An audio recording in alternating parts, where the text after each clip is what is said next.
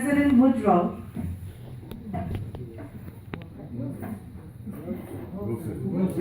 Wilson signed the Jones Act passed by the United States Congress in time to force Puerto Ricans to the armed forces for World War I and the construction Panama Canal.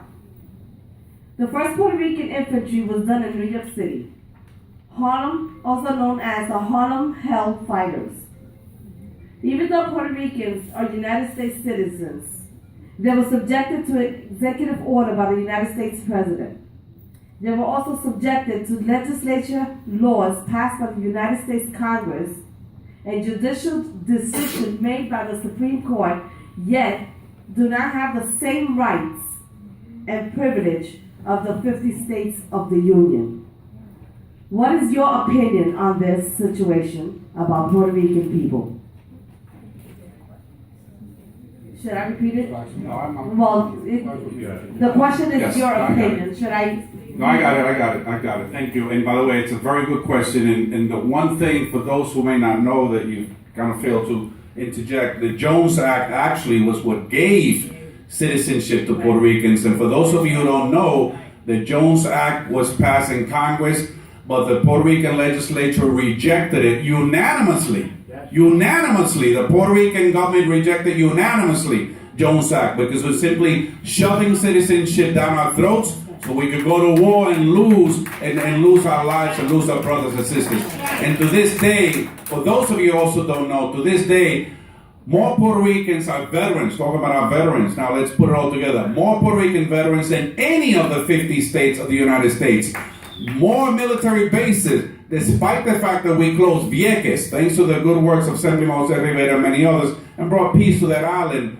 But at one point, maybe still to this day, more Puerto Rican military bases, United States military bases per square mile in the island of Puerto Rico than in any of the 50 states. Did you know that? So we have certainly shed blood, sweat, and tears and have earned whatever benefits come with citizenship. I will fight so that Puerto Ricans come out of this hole, so the United States government helps Puerto Ricans come out of this crisis. We always had bankruptcy up until 1984. For some weird, strange reason, it was taken away, and now we're just fighting for bankruptcy protection. Not to declare ourselves bankrupt, but at least to be able to use that and leverage that to change the economic situation, to change and I'll use my last 30 seconds to say, yo nací me crié en Santurce, Puerto Rico, y yo muero si tengo que morir por esa bandera, y muero si tengo que morir por ese pueblo. So when you go vote, because when I say for all of us, I mean para todos nosotros, no solamente para los que hablan un idioma, otro idioma, viven en un vecindario, otro, para todos nosotros, no matter where you come from, no matter where you live. Thank you.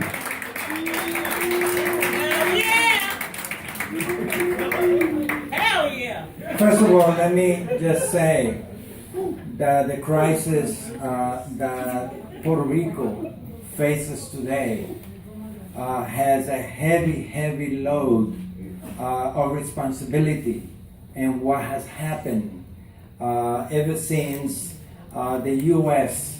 went into the Caribbean. And when I say that, it's not just about Puerto Rico. I also speak about Cuba.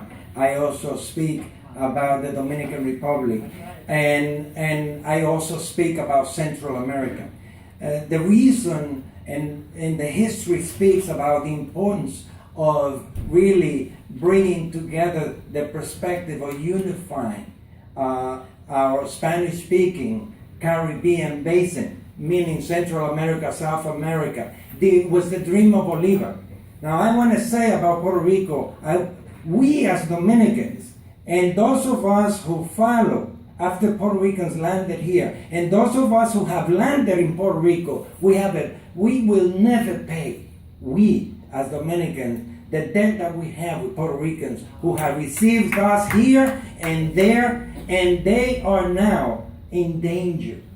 Most of Puerto Ricans now cannot withstand being on the island because there are bigger plans about Puerto Rico, but we're not going to allow that to happen.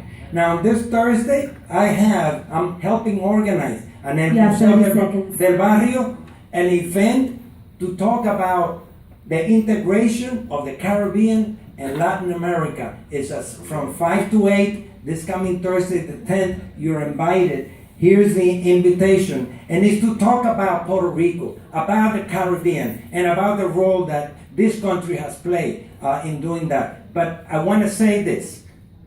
We must stand up, whether we are Dominicans, we are Cubans, we are African Americans, everybody, all Latinos, but also all people who Thank you, pursue Mr. justice Linares. need to stand up for Puerto Rico right now. Thank you. Thank you very much.